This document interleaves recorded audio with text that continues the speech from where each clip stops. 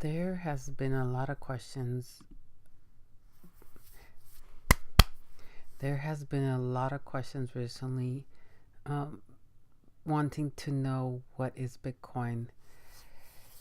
Although, when I first started learning about cryptocurrency, it took me a really long time to understand how everything functioned, and still, uh, I am still learning how each cryptocurrency works. So it takes, for me, it took a long time to really understand it. And that's what I'm going to try to do. I'm trying to simplify it as much as I can so that those that want to know about cryptocurrency, Bitcoin, they'll have an easier time understanding. Hopefully, I'll do a good job doing explaining it. So, cryptocurrency is pretty much a system that um, there's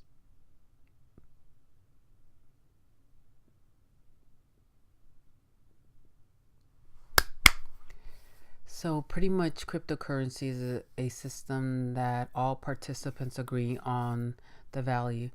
Let me give you an example. Let's say I have two bags of oranges with 10 oranges in each bag. First, everyone agrees that I have two bags of oranges, and it's stated as a fact. Second, everyone agrees that the two bags of oranges have 10 oranges in the bag.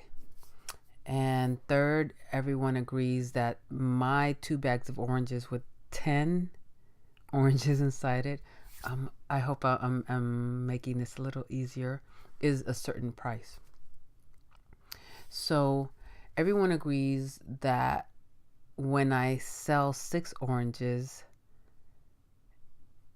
it's verified that I did sell 6 oranges, and I can't sell 6 phantom oranges, tell someone, oh, I have 6 oranges when I really don't, and collect payment for that. So everyone can go to the, let's say, my written notes of what I sold and what I have at any time. And they'll know that I have only one bag left and 4 oranges in the second bag. One complete bag with 10 oranges and 4 oranges in the second bag. Everyone can verify the transactions because the notes that I made for myself are also available for everyone to see. Unlike the Federal Reserve, which they are constantly printing out money, and so you don't know what is really backing up that money. It used to be gold, so for every bar of gold, there was a certain amount of money that was printed. Now they're just printing money just to print money. So if I run out of oranges, I can't say that I still have oranges. Unlike the Federal Reserve, they ran out of gold that they had reserved, but they still were telling everyone that they still had money that backed it up, or they had a way of backing up the money. Because Bitcoin is peer to peer, and Bitcoin we're comparing it to oranges. You can clearly see that, for example, I sold this amount of oranges and got the compensation for it, and I don't have any more oranges to sell anyone else.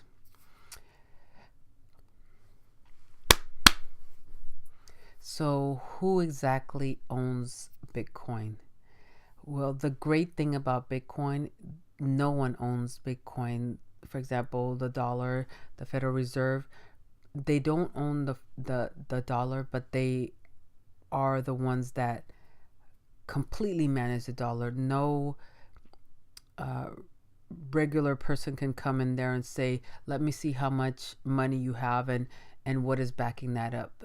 We have no control over that.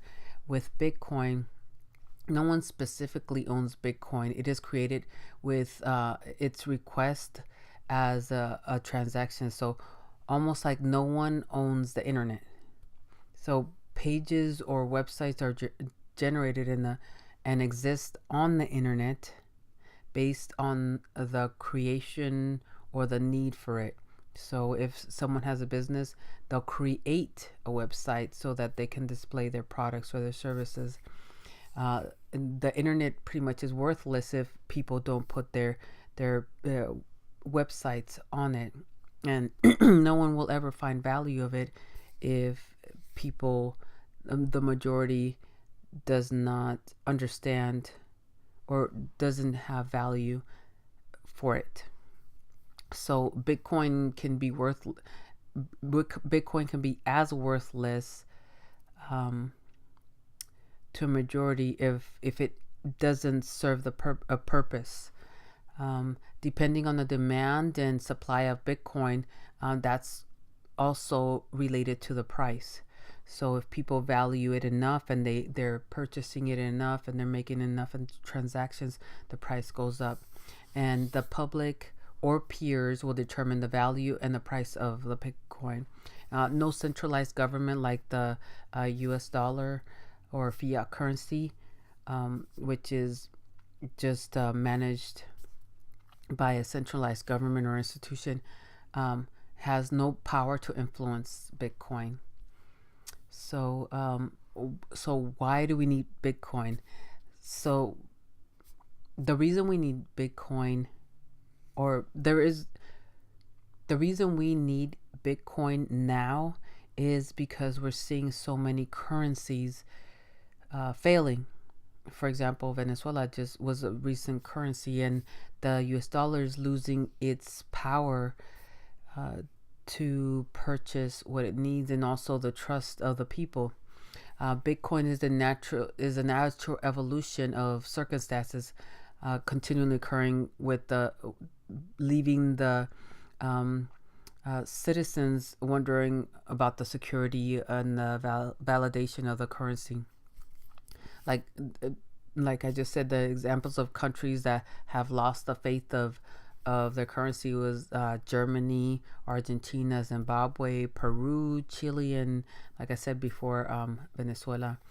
All countries have had a collapse of currency for the most part. And their common traits are that they have hyperinflation. They're printing money, and there's no limit to their spending, or they don't have any plan to eliminate their debt. The loss of trust to the government, and its imposed currency requires new currency like Bitcoin to take its place. Bitcoin is a new currency for those that are losing trust in fiat or have already lost trust in a fiat currency or US dollar. You don't really have to trust it. You don't have to trust Bitcoin. You actually can go on the ledger. Imagine a ledger is almost like a piece of paper, but the piece of paper is on the, let's say, on the computer in a written code. And although most of us don't know how to read code, there are people that can be hired if you want to verify the ledger and see the transactions, and if Bitcoin really is peer-to-peer and decentralized. You although there are many third-party exchanges that will take your fiat currency and buy Bitcoin or other cryptocurrencies, you actually can send Bitcoin or other currencies to another person if you have their Bitcoin address or their whatever cryptocurrency they're using address. Bitcoins now, they're accepted in many companies. I heard Amazon is accepting Bitcoin. There are a lot of countries that are starting to accept cryptocurrency and using it as their currency. There's a quote that I saw from Investopedia.com, and I'll leave the link below. It says, "A nation's currency is not exempt from the laws of supply and demand. So the more that is printed, the less that it's worth." So governments are not respecting the currency, and they're printing like if it's just a piece of paper that they could just give out to everyone. With Bitcoin, everyone is responsible for the transactions and for things to be, I can't think of a word, but it's not just monitored by one institution, it's monitored by everyone using the currency. So I hope this was a good explanation of what Bitcoin is.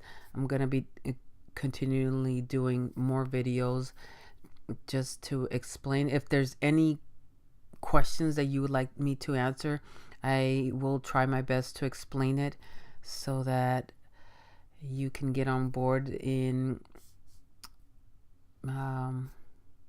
being part of the next, I'm not going to say revolution, but the our future.